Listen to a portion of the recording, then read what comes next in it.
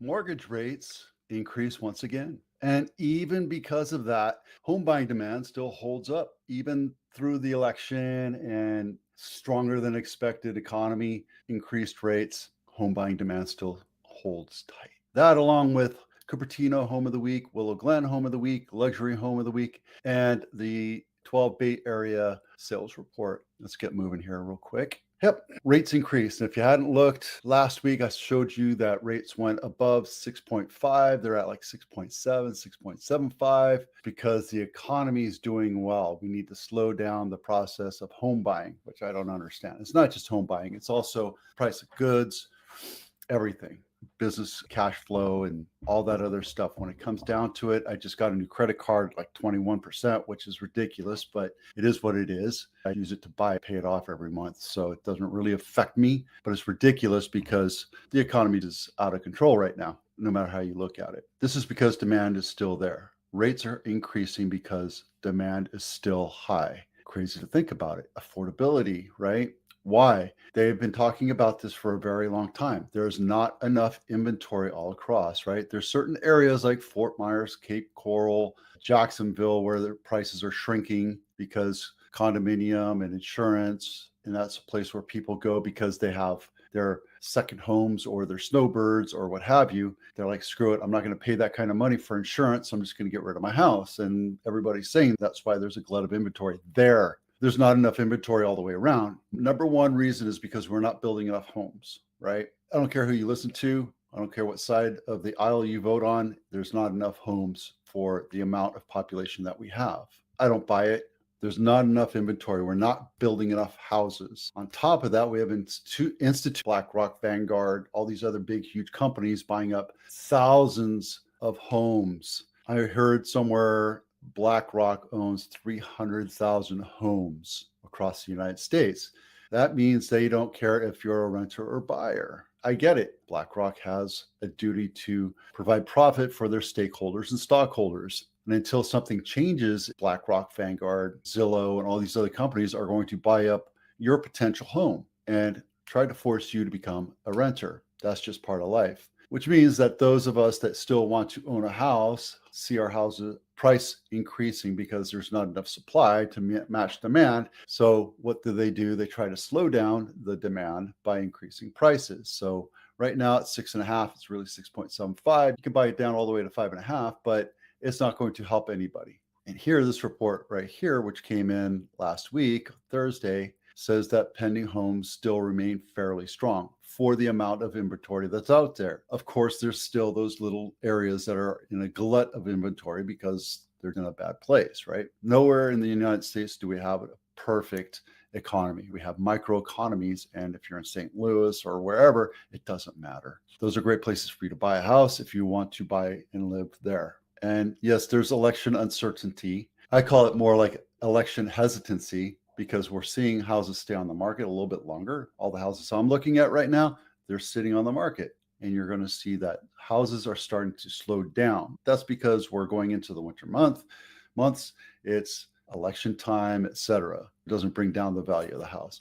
High mortgage rates have pushed monthly housing payments near the highest level since July. Daily average 30-year mortgage, 6.5.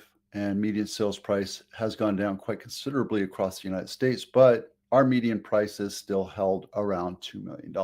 We're at $2.3 million average, but it's just under 1.9 for the median in Santa Clara County. Demand is still there. So what do? You increase prices to slow down that part of the economy. If you're thinking about selling a house, get this home inspection checklist. Enough said. Cupertino House of the Week, Linda Vista Drive. This is right by where I used to live when I was in high school. This is Monte Vista, John F. Kennedy, Anza right here. Anza is here somewhere, right? That's right there. This is over by Linda Vista Park, trails that I used to hike around when I was a kid. This is a nice standard ranch, not my listing, $3.4 million, 4-bedroom, 2-bath, 2,100 square feet, built in 1965. Let's take a look inside. I've not looked inside these today, so it looks like everything has been updated modestly. No major upgrades, like they painted the old counters, put some, those original, not original, but updated tile Looks like maybe, nope, that's original tile. So that kitchen's original, it's just painted. Same with the bathrooms, maybe a new toilet. So nothing super fantastic. $3.75 million.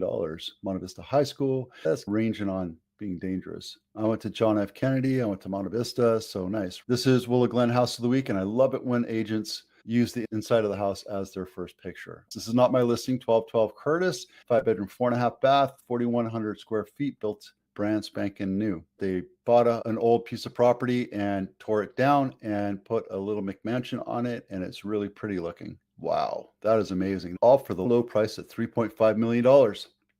If you're interested in looking at any of these, please let me know. Luxury home of the week is in Pebble Beach. Yep, 8.5 baths, 10,000 square feet, built in 1925. This beautiful house is in the 17-mile drive area of Monterey Bay. Carmel's down here. Let's take a look inside. Gated inside of a gated community. I love that. How much is this though? It's $29 million.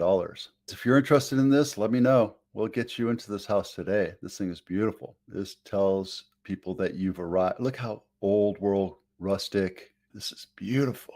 Look at the view. That's almost like a picture, like a painting. That's a great picture. You got the bokeh effect there. Nice. If you're interested, let me know. If you're thinking about buying a house, download this checklist. It lets you walk through 5-6 houses at a time and mark down the differences or upgrades of each house so that when you go back at the end of the day, you and your spouse can look at what you like and don't like, what you need to upgrade if you want to upgrade, that kind of thing. Download that checklist.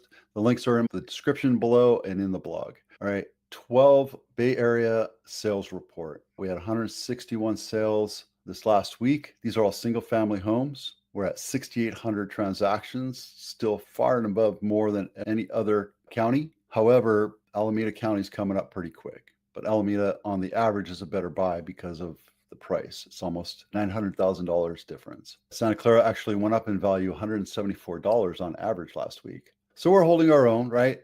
And 6% over list price on average versus 10% in San Francisco. Alameda is 7%, and Napa is rock bottom. It's 96 cents on the dollar. So there you go, 66 days on market. If you're looking for a great buy,